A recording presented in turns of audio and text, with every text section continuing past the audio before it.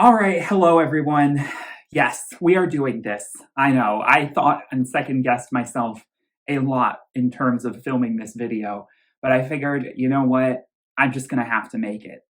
So, as you know, Eurovision is a huge favorite of mine. It's a guilty pleasure. I've covered it on this channel for several years now. And of course, the big news that is a huge development for the franchise, I guess you could call it, of Eurovision is that now, in the United States, we have our own version, which is called the American Song Contest, and it is on NBC, one of the big major networks in this country.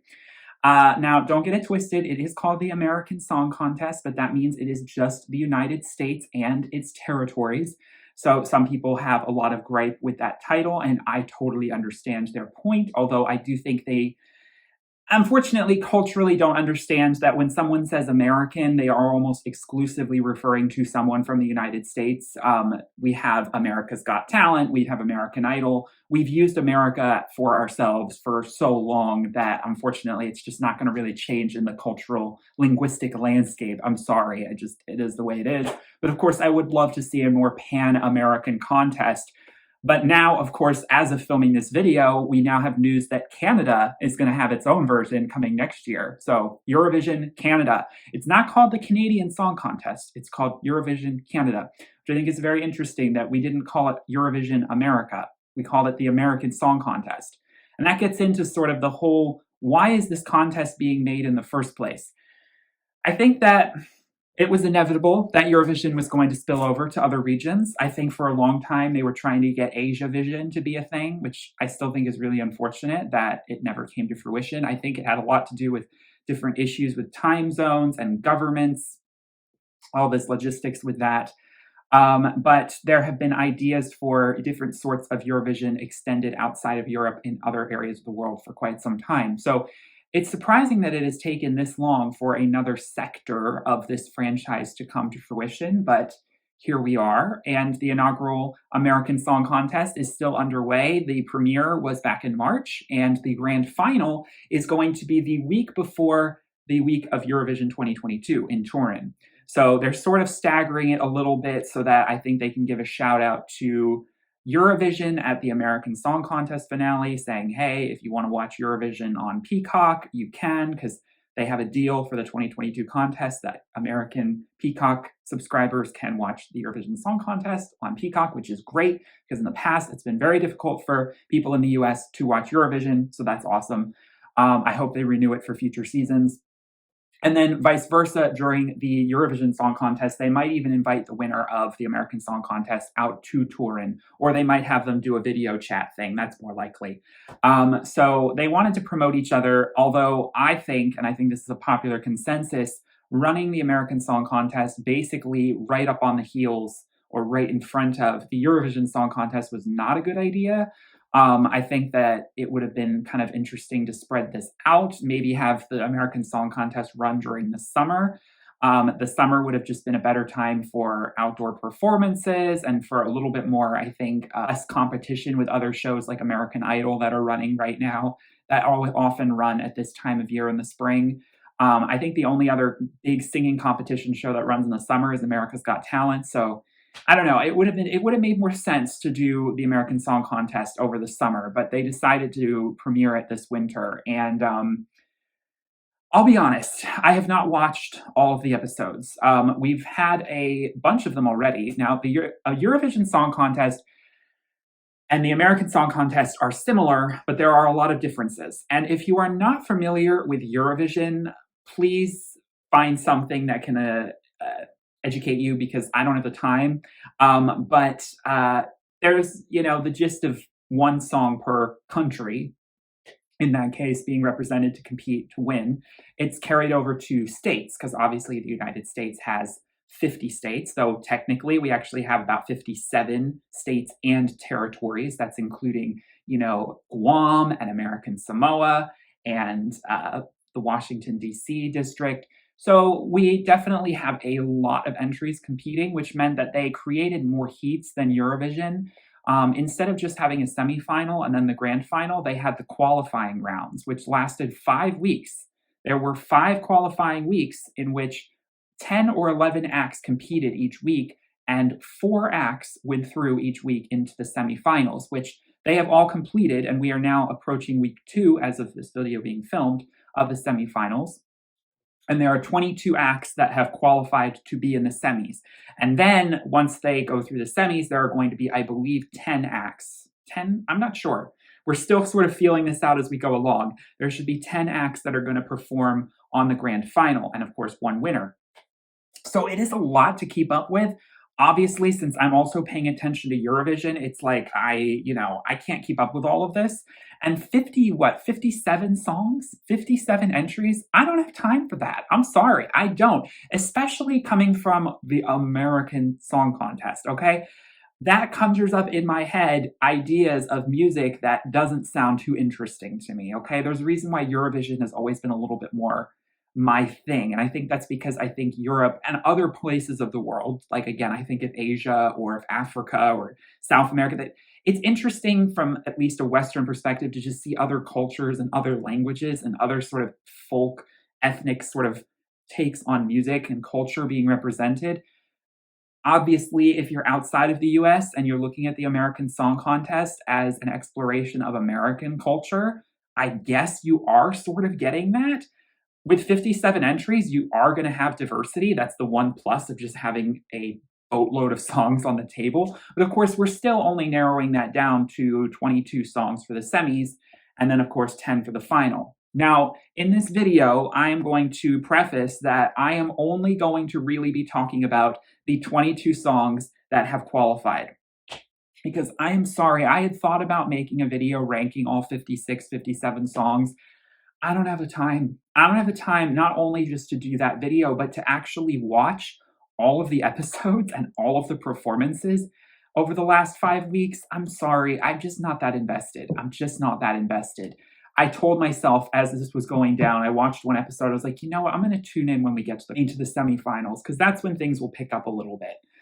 There's just too many acts.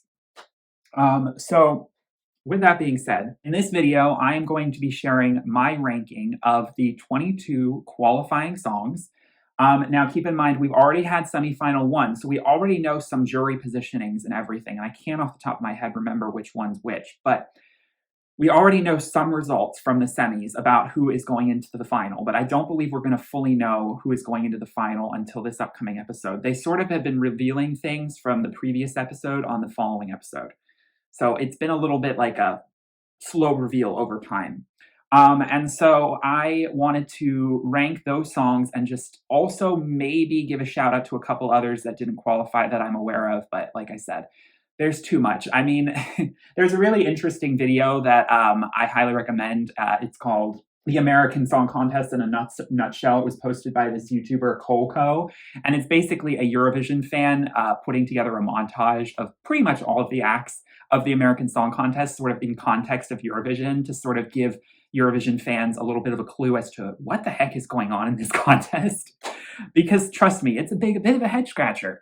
Because there's a lot of things about this contest that, let's be real, I was expecting it to be a mess. I was expecting this to be a full-on mess. First of all, we already have so many singing competitions in this country. The fact that obviously this is also proving to be a lot more like a personality singing competition than it is about what Eurovision Camp Song Contest is, which I would hope the American Song Contest would be. We're clearly getting something that is a lot more sort of molded to an American audience.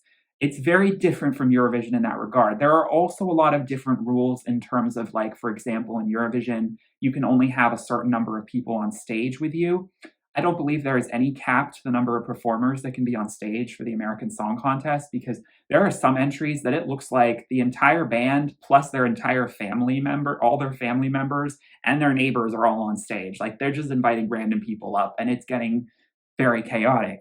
There is also, and this is the most disappointing thing, there also does not really seem to be a flat-out ban on lip syncing, because there are a couple acts who have, high-octane, up-tempo dance numbers who seem to be relying a little too much on backing vocals. Let's just say that. And it's been a bit of a controversy, because that's something that Eurovision is famous for, saying that, like, at the end of the day, you're also supposed to be able to sing as much as you can dance.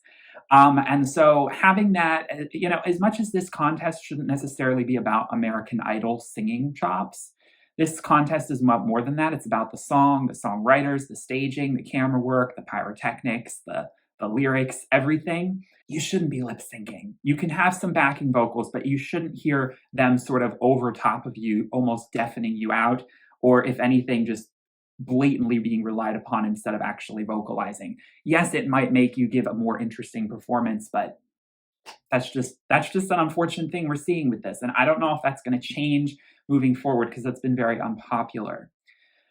The hosts for this program, we have Snoop Dogg and Kelly Clarkson. These are two veterans of the music industry who, when I heard that they were tapped to host, actually made me smile. I think that they were a smart decision. I think for marketing wise, towards who this contest is marketed for, I think they were a good fit. Kelly Clarkson is in her Ellen DeGeneres era right now. She is in her bag with TV with TV appearances. Some people are actually speculating that Kelly Clarkson might be a little she might be overdoing her TV appearances, but damn, that girl is busy. Because isn't she also still a judge on The Voice? Or is that been like in the past and she is no longer? I can't remember. But she's doing her talk show, which is like every day, and she's hosting the show, and it's pretty amazing. But Snoop Dogg and her are an interesting pairing. They straddle, I think, a great sort of blend of American pop culture. And I think that they're kind of, I don't know, they make me smile together, but the format of the show and the sort of forced interest that it feels like is being fed to them all the time, it gets really cheesy. I mean, you can just see the cue cards and you can see the wheels spinning in their heads, especially Kelly's, as her up-tempo, bubbly energy is constantly trying to say something positive when a lot of these songs are absolute garbage. I mean, like, I'm sorry, I'm just going to be completely honest. And seeing Kelly especially gas up all these songs to me and doing her weird, slightly kind of soccer mommy dance moves, but like also someone who thinks that she's down with it, like in the club. I'll be honest, there's a few instances where Kelly slips into black voice and it's just, this girl, I don't know. It's a little precarious. It's a little precarious. She's got Snoop with her, and Snoop is either completely dazed and out of it, or he is actually way more interested in some things than I would expect him to. And I think his presence just kind of fits what I'm expecting from this, which is just grab some popcorn and don't take it all too seriously. I don't know. I don't know. It fits for me. But yeah, it's a trip. It's a trip. And so ultimately, in prefacing this video and sharing my thoughts on this contest, I'm not going to be the person to come at it and say, burn this thing to the ground. Obviously, I am American. I can actually vote. I can participate in this contest. I can't with Eurovision. It is kind of cool to see. And I always want these kinds of things to succeed. But I have serious doubts over whether this is going to really take off. Obviously, I do not believe the viewership figures are very strong for this contest. I don't really see anyone talking about this contest outside of the Eurovision fandom, which, don't get me wrong, the Eurovision fandom, even in the US, is a huge community, but it's not really branching out beyond that. And I think that's something that I think they were really hoping would happen in the first season. Maybe it's just going to take a couple more, runs through this program for that to happen. But even scoring some big names in the music industry does not seem to really be working, especially considering most, if not all, of the big names didn't even qualify for the finals, which is, I think, very interesting. And I'll talk about that. There was only one veteran big musician who did, and I'll get to that one. But when you have Jewel and Macy Gray and Cisco and Michael Bolton, you're pulling a lot more sort of the Gen X and Boomer vote. And this contest, I do believe someone put it very, very succinctly, is that this contest is, I still think, trying to sort of age itself up a little bit than be technically aimed towards Gen Z or even millennials. I think millennials are kind of the one who's completely left out of the dark. I don't think this contest is aimed at millennials like at all. I think it's either aiming at TikTok Gen Zers, or it's aiming at, people who are like, oh, it's Michael Bolton. Look at him on stage. I haven't seen him in a long time. So I don't know exactly where my generation fits in this equation. We're all too busy working and not making any money and slaving away to pay attention to this, I guess. But anyway, with all that being said, yeah, my worry. Well, I don't know if I'm that worried. I'm not that invested. If it were to fail, I wouldn't be that upset. But I have a lot of questions of the longevity of this program. And now that Canada is introducing their own version, which is going to be a lot smaller because there's only going to be like 14 entries, and compared to like the 56 entries we're dealing with the US version, it's going to be really interesting to see how this goes. But so let's get to the meat and potatoes of this video. All right, let's talk about these 22 qualifying acts. Now, as I said, these acts were pulled from 5 sort of randomly assorted weeks of 11 or so acts competing. And 4 entries went through each of those weeks, which would have given us 20 acts. But the 21 and 22nd act were random saves by the public. So they were acts that did not qualify by the jury / public combined votes and rankings. And so we had 2 acts that were saved by the public, and that was Anissa's act, which is representing New York with Green Light, and Wyoming's act by Ryan Charles, New Boot Goofin'. So I'll get to these songs, okay? I've got some stuff to say. But again, I mean, when you think of the American Song Contest, the genre of music that you think you're expecting to hear the most of is going to be a lot of bro country.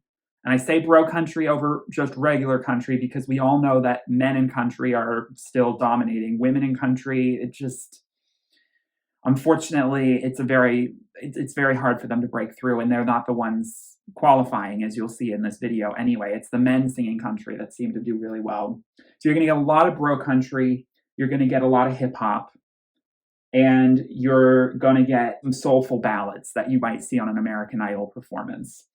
But there are a couple acts in here that definitely break the mold, and that's what is exciting to see. But there are a lot of by-the-numbers ballads here. There are a lot of by-the-numbers message songs. There are a lot of songs about nothing lyrically. I mean, I don't even want to get into the lyrics for most of these songs because, I'm sorry, but there's just nothing that exciting or groundbreaking to say about it, okay? But, you know, this is the American Song Contest, okay? What are we going to do? So let's just go through this, okay? So this is my ranking, how it's sitting with me right now, okay? Now remember, some of these songs we have seen 2 performances of, and some of them we've only seen 1. But I wanted to kind of get this video out now because, I don't know, I just felt like this was the time to do it before we get to the final. So out of the 22 that are qualifying, the very bottom place, this one was super easy for me, has to go to Montana. So Jonah Prill and his song Fire It Up. This is exactly what I would expect to see from an American Song Contest, Eurovision spinoff, okay? I'm actually, surprised that there aren't more entries like this from a lot of other, especially more redneck states. This is absolute garbage. This is a dumpster fire. Let's definitely set that dumpster on fire. Let's leave it out on the side of the road. The only redeeming thing about it, and truth be told, the only reason I think he did qualify, which I was kind of shocked for, is entirely based on his looks. He is very, very handsome, very, very built, very hench, and tall, and just rocking that, sexy cowboy from the country aesthetic that, he's appealing to the youth vote.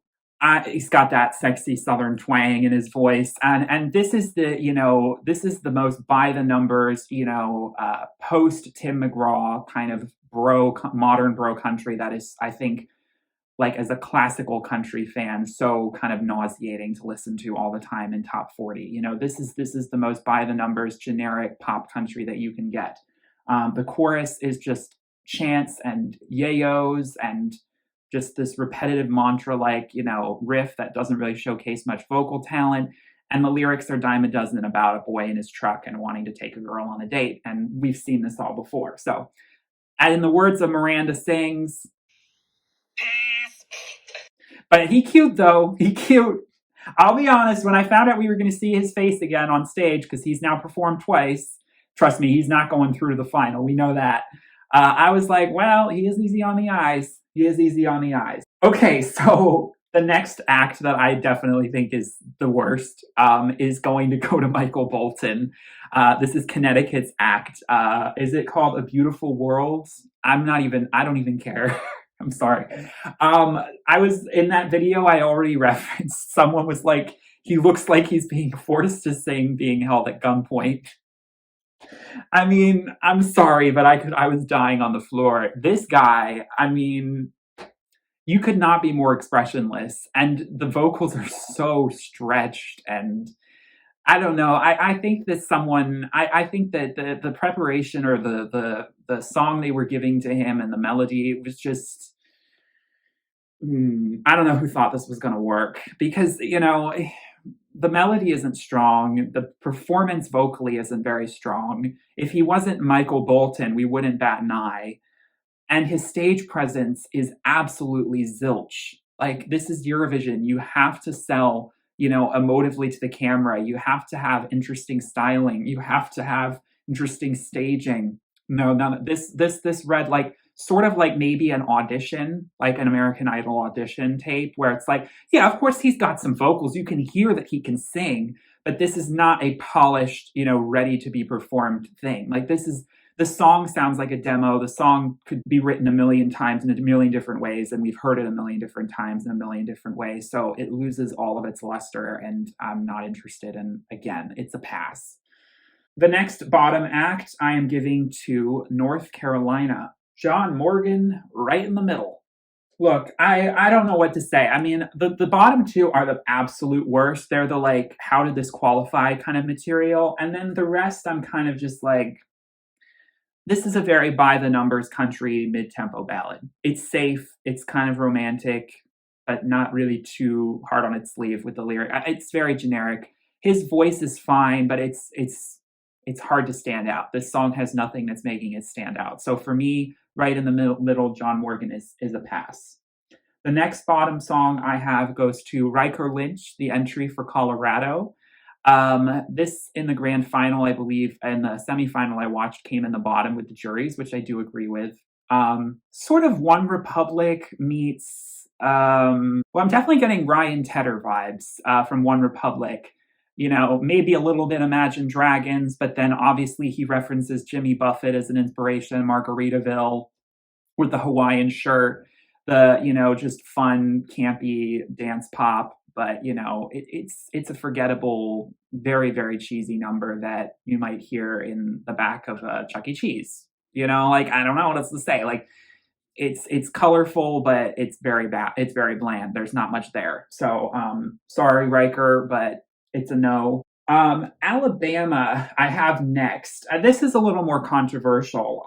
Nico, it's the sort of power couple of the contest here. They're both really authentic and endearing individuals, and I really like them. Like, their stage presence and their chemistry, I think, reads pretty authentic on stage. But I just don't really like the song. My entire critique is just entirely off of the song. I feel like their harmonies could meld in better ways and different melodic constructions that would be a little bit more captivating. It's a bit of a sleepy number. And I get the whole thing, they're a couple and he's black and she's white, and they're sort of they're singing about how there might be all these differences, but the one thing is similar is our heart and love for each other. And it's like a feel good Disney message, which you're going to get a lot more of in this contest. I can't fault them for that. It's competent. I think it's the first song in this list that I think deserves to be in the semis, but not for me. Maybe I could switch it with my next entry. The next one I have is Tennessee. So we got our other kind of just mid-tempo country ballad out of the way. Tyler Braden, 17. Like, out of those, well, there's Montana, but out of the North Carolina and Tennessee, those two entries, because they're very similar, I have a hard time telling them apart. I prefer this one marginally more. It's just got a little bit more of that, songwriting that is hometown, kind of hard on your sleeve, Taylor Swift-esque. I feel just a little bit more from it. Just a little bit more. Maybe his vocals, I think, are just a little more honey-like. North Dakota, I really want to like this woman. She's got an attitude. She's got this artist spirit. but the song is not really doing her that many favors. I think the melody is a bit trite. Yeah, I think she's just getting a little swallowed up on stage. But I'm rooting for her because Chloe Fredericks is one of the older contestants, you know, that we have here, amongst all these very young people who are performing. And so it's kind of, and she also has Native American ancestry, I believe. I was watching one thing that's very interesting about the American Song Contest is, you know, in Eurovision you have those things called postcards, which are just like these little 20, 30-second little shorts that showcase just a tiny bit of the artist interacting with a background, you know, saying, "Hi, I'm so and so."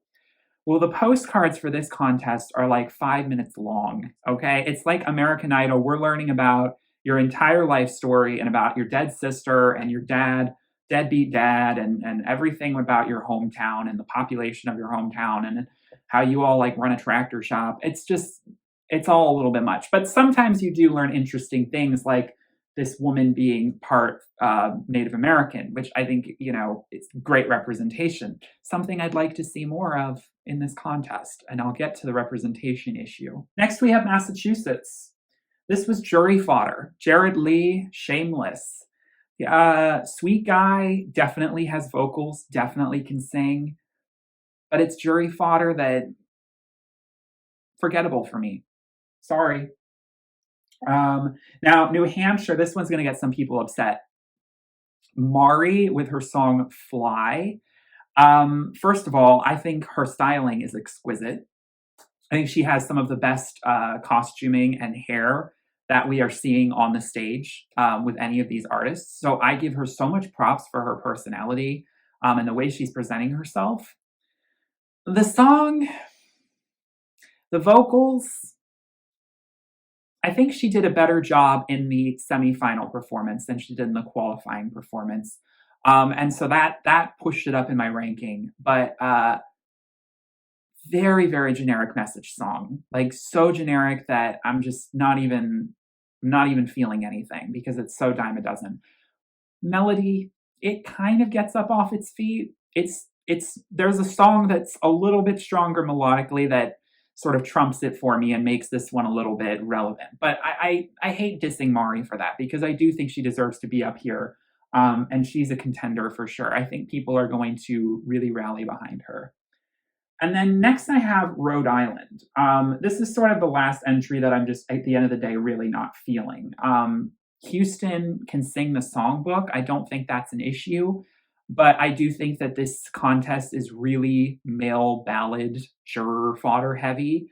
And that's a real issue because there are so many more interesting folksy acts that maybe have more interesting sort of Hispanic or Native American or regional influence that are being looked over for another, you know, sort of The Fray knockoff ballad, How to Save a Life knockoff. So yeah, it's a little disappointing. So Broderick Jones and Kansas, I have right in the middle because I'm not really sure what to think. I think he has superstar vocals. Like, yeah, he's got that Justin Bieber youth sound to him, but and it's got a little bit of Justin Bieber production. But I think comparing him to Justin Bieber, I don't know. It's risen in my ranking after seeing the full performance because just hearing the audio, I was kind of like the energy could be added a little bit, but it's a mid-energy song. It's very much a vibe track. I want more from him, but it catches the ear. Grant Noche or Nochi, Texas, Mr. Independent. He's giving Kelly a run for her Miss Independent money. Finally, in this ranking, we have a song that has some real personality, even if the personality is a little bit, not my thing, because it's very, you know, confident and cocky. But we get a lot of those from female artists at Eurovision, so why not a male kind of feeling himself, you know? Like, we don't actually get a lot of male performers singing songs like this. And I don't think in the lyrics he crosses any lines where it sounds like his cockiness is at the expense of, like, a woman or something, because I know that some male artists might be a little concerned that they would not want to appear as, like, I'm a man and I say what I like to do and I do what I like and, you know, F you and having that energy. It's like so common for women to do that. So I don't know. It's kind of refreshing to see that, and people are responding to it. He's really handsome. He's cute. Um, it's not what I expected Texas to send. I mean, I kind of people are saying it's giving Sweden vibes, and I definitely feel that. You know, the sort of Sweden F boy energy that Sweden and Eurovision likes to send. Sweden would have gobbled this up, and totally sent this. So yeah, I definitely see that comparison. But it'll put on a show. There's great like silhouette work. There's great lighting. There's great dancing and choreography and styling. Like it's a package. New York, Anissa, give me that green light. Albanian girl representing at Eurovision. She's Albanian, like ethnically, but she's in New York. She's from New York, and she is definitely serving that Eurovision ethno bop energy, which we needed. And I'm really glad that she got the redemption ticket because we needed some more, high octane female dance bops in this contest. It's still not like quite at the level of a couple of the others of her peers ahead of her for me, but it's a competent dance track. Puerto Rico, Loco by Christian Pagan, Despacito 2.0. Do I need to say anything else? It's just very catchy. I mean, talk about Margaritaville. This is what Riker Lynch is trying to do, but of course he's a very white guy and it's much more generic. This song is still very generic, okay? Like we're not escaping the fact that yes, it has Spanish lyrics. It's not anything that exciting, but I guess it speaks to the quality of this contest that I have this song so high. But the next one might be a little controversial. I only have Oklahoma in spot number 8. So that's kind of low for what I know some people are putting this at the top. Alexa with Wonderland giving us K-pop from the whitest heartland of America that you can imagine. She has Korean ancestry. It's not completely random.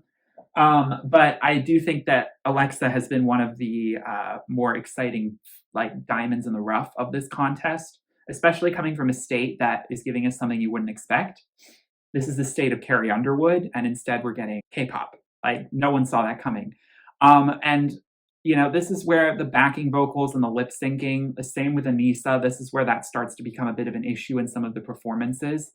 Again, I noticed an improvement in the semifinal performance, I think, in tightening that up.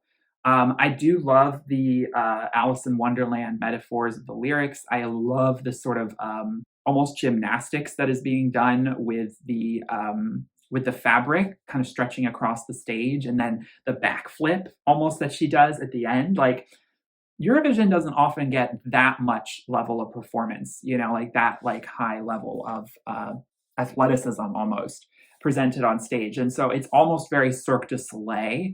And that's something that I do want to see a lot of on this contest. Like if we're going to bring so many dancers, so many people on stage, and you can do like anything, let's go full Cirque du Soleil. Let's put on an absolute spectacle. And yeah, if it means you don't catch every live vocal, then I guess that's the price you pay.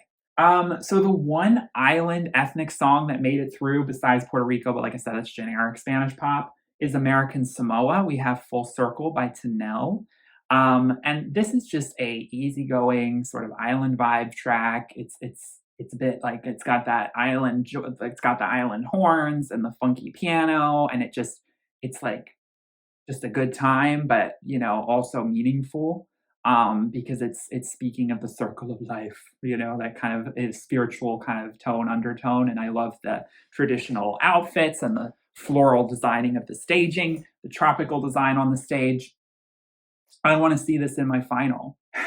Taylor Swift's new little protege, Ada Leanne, comes in at number 6 with Natalie.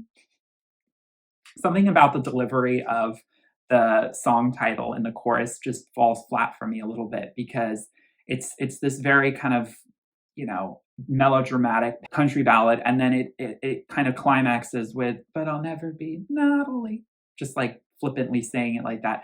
I think actually this song has grown on me. I think she has the best, I don't know, maybe the best female valid vocals that we're getting in this contest. I mean, because obviously she doesn't have to do anything movement wise on stage. She's not even holding a guitar. She's just like focused on getting every rich fiber of her voice through the microphone, and it's going to deliver.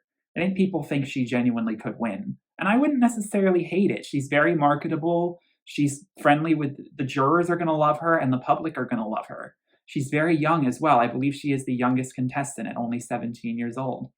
But yes, this definitely reads as a fearless Taylor Swift B-side, but that's also what I expected to get from this contest was a bunch of mini Taylor Swifts. So she does a competent job. California. California is taking a page out of Serbia's book with the girl group Extravaganza. This song is slinky, it's sexy, it's fun choreography, it's choreography, it's hip hop, it's urban, it's Latin, it's ethnic.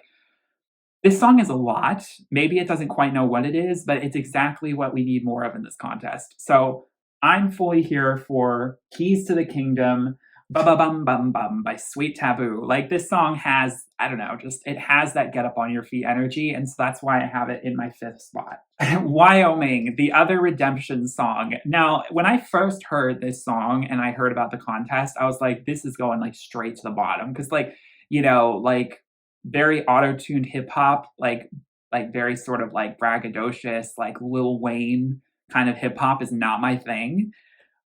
But I've got to be honest with you, I have felt the infection of the new boots. Like I want to wear them myself. No, I can't get this song out of my head. I feel like I've been infected by it, like it's COVID or something. Like it is just that like contagious that like even like obviously Snoop is totally loving this song. It's his favorite because it sounds like something he would make. But this song deserves to be in the final for just how wacky it is, you know, how Eurovision it is, even though it's so American. You know, it's a perfect sort of antidote to what like the state above it is giving. Like Montana is giving you very like whitewashed, like vanilla, like corporate country pop that is like AI generated. Like it doesn't have any heart or personality to it, but it's like very Americana.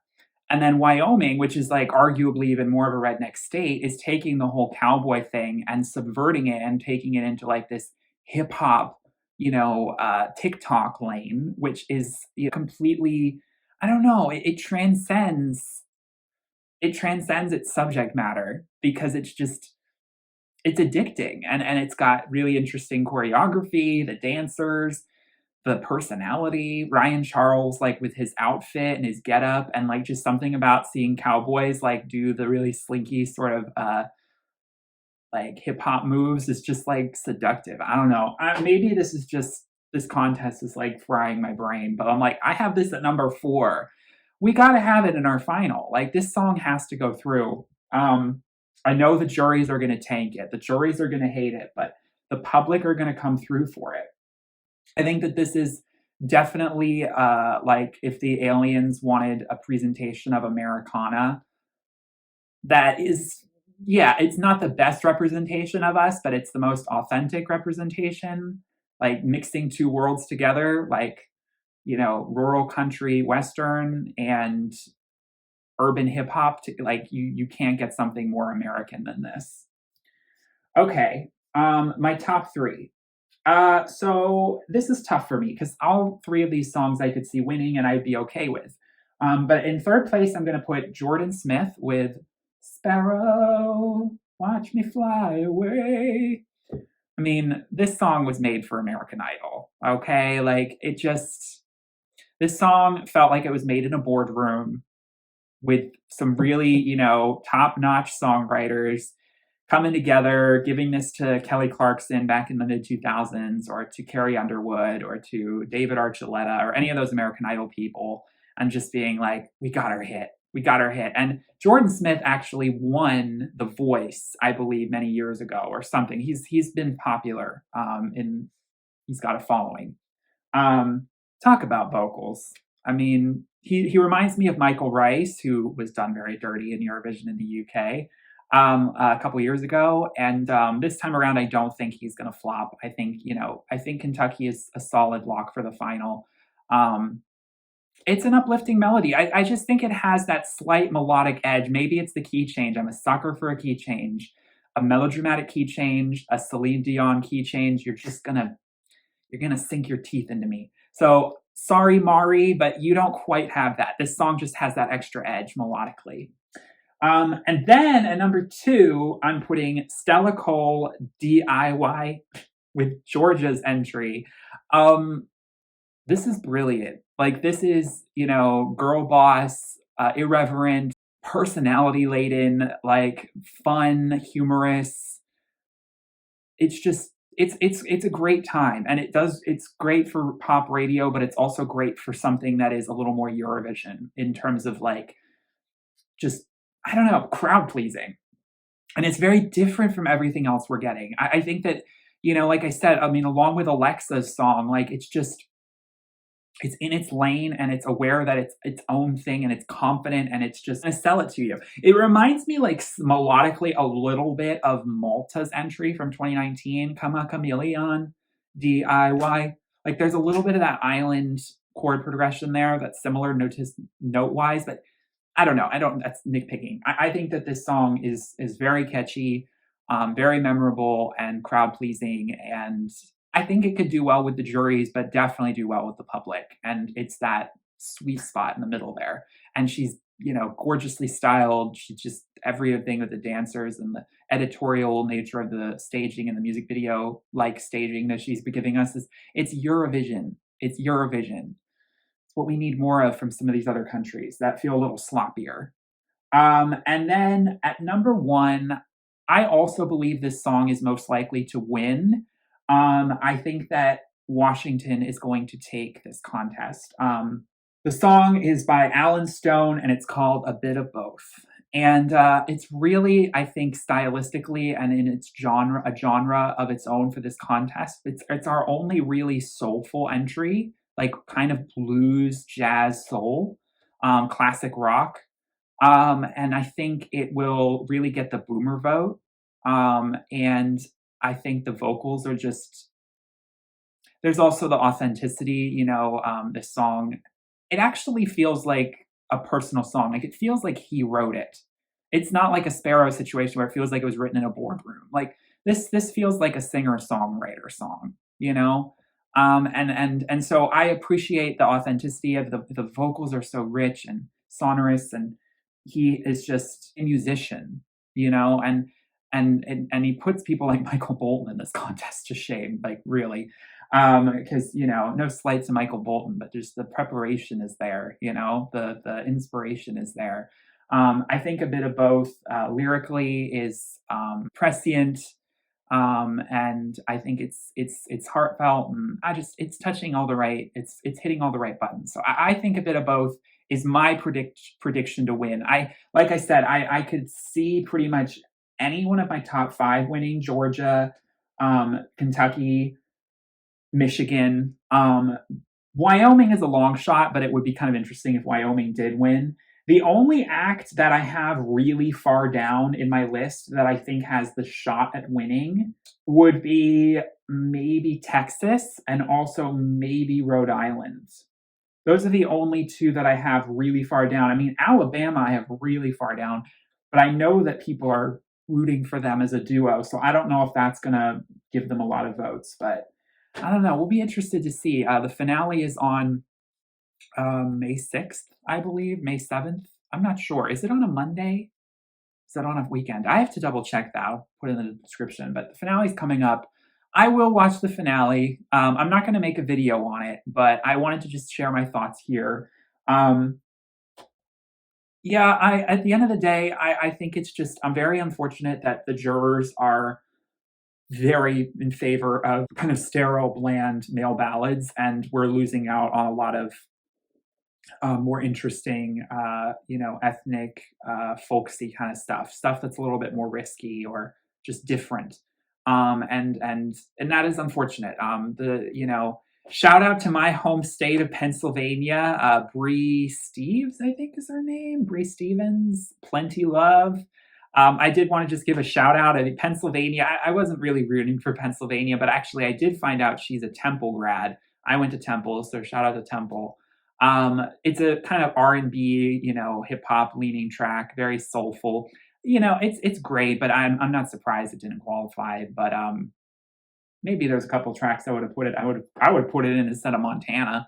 But anyway. So shout out to Pennsylvania. You didn't make it. Maybe next year. But yeah, I don't know what else to say. Jewel got robbed. Jewel got robbed. I don't think her song was anything extraordinary, but like I said, like there's about 5 or 6 songs in this qualifying heat that definitely could have swapped out with Jewel's. I don't know. Yeah, it's an interesting. It's just interesting observing it, and I did want to make a video. Again, I really debated against it because I was like, is this really the content my channel is about? But because this is so derivative stuff. Like we're talking lowest common denominator, what this kind of stuff is. And Eurovision is a little heightened, but this is like. But yeah, when you compare like what we're asked with Eurovision, like don't be wrong, there's a lot of generic shit there too, but there's just a lot more sort of poignant songwriting. And I think that this contest is just unfortunately proving to be, a little too commercial, a little too about, the individual rather than the song that they're actually singing. There's so much focus on the postcard before the song, but then the song itself is almost like an afterthought. I think that, maybe they can't help that there are so many entries competing, but that I think hurts the contest a little bit too, because it's just overwhelming to people and that the episodes are very long. And this is just, it's like very drawn out. Whereas like Eurovision is like an event. It's 1 week. This is like 2 months of like a TV show that, I don't know, people just probably having a hard time feeling the hype for, because they're like, I don't really care who wins. And I don't really get this whole point of this. Don't we have The Voice? Don't we have American Idol? Why do we need this? But Eurovision fans are chuffed to see it. And some want it to fail, and some are finding diamonds in the rough, and there are definitely diamonds in the rough in this contest, and there will continue to be if this continues. So we'll see. We'll see if we get another renewal of this contest, because I'll be interested to see what NBC decides to do about that. But and Kelly and Snoop, if they'll stick around, because they're definitely an interesting duo. I don't hate them as the host. I really don't. They're a bit cringe, but I think any host of this show is going to be very cringe. So those are my thoughts. What are yours? What are your favorite songs out of the entire 57 heat songs that we're getting, and especially out of the qualifiers? Do you agree? Do you disagree? Remember, it's just my opinion. Thank you all so much for watching. Please give this a like, and a like if you enjoyed, and comment, and subscribe if you are new. And all of my Eurovision content is going to be linked in the description, because if you're interested in my Eurovision 2022 perspective and thoughts, I've shared my thoughts on all those songs. I'll see you all in my next one. Peace, love, and light. Bye.